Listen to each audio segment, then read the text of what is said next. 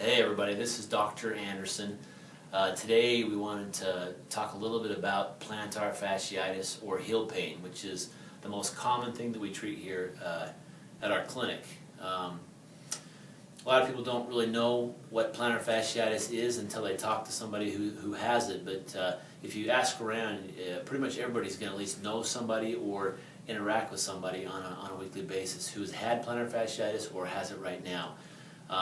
Classic signs that we see with plantar fasciitis are people come in complaining about this pain in their heel or their arch area that mostly hurts first step in the morning. You get out of bed, you feel like you're an 80-year-old person.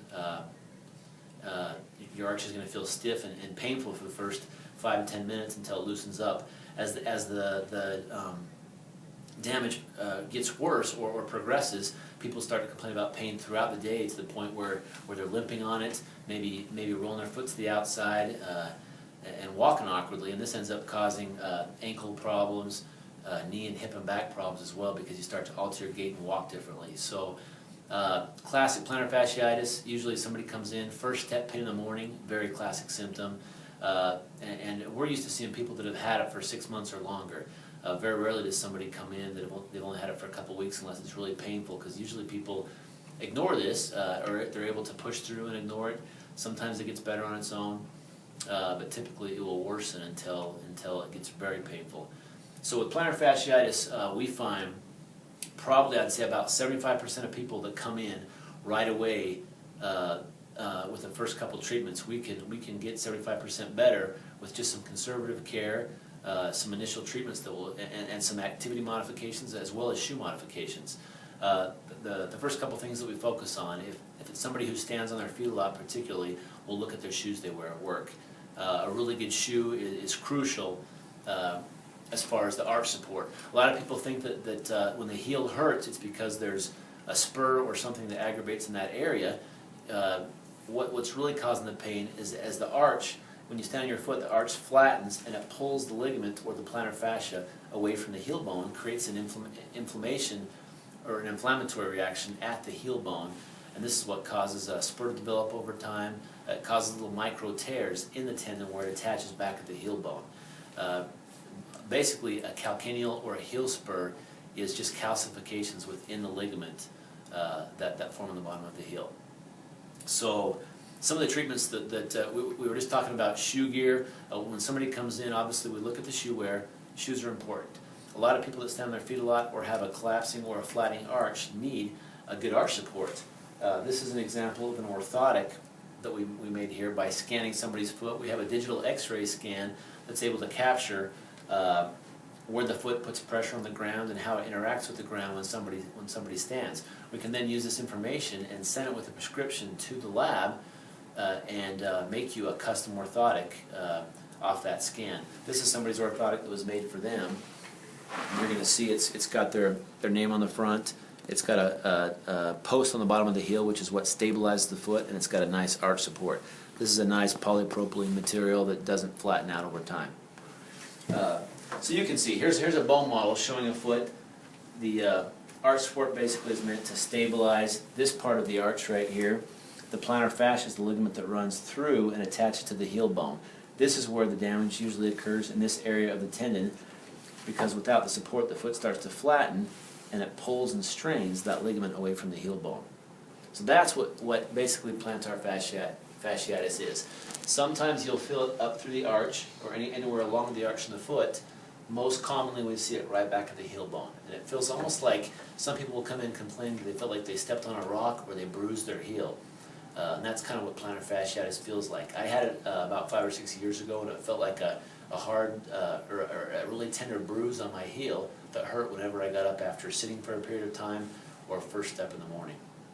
So when we see a new patient with this, if they rate their pain 6 out of 10 or higher, and it's very inflamed, which most people by the time they come to see us, it's very sore, we'll consider a cortisone shot sometimes. We put a little bit of cold spray on the inside of the heel, and we're able to give an injection that's not painful like cortisone shots that people have experienced in the past. That really does a good job to calm the inflammation down. Obviously, long term, the most important thing, though, like we mentioned, shoes, arch supports. We'll put somebody on a stretching regimen. Stretching is usually going to include some stretches that are going to help loosen up the ligament through the plantar fascia, as well as add flexibility in the Achilles tendon that runs down behind the leg. We'll make a video here that will be accessible that will have these specific stretches you'll be able to see. But a stretching regimen is crucial as well to calm this down and to heal it.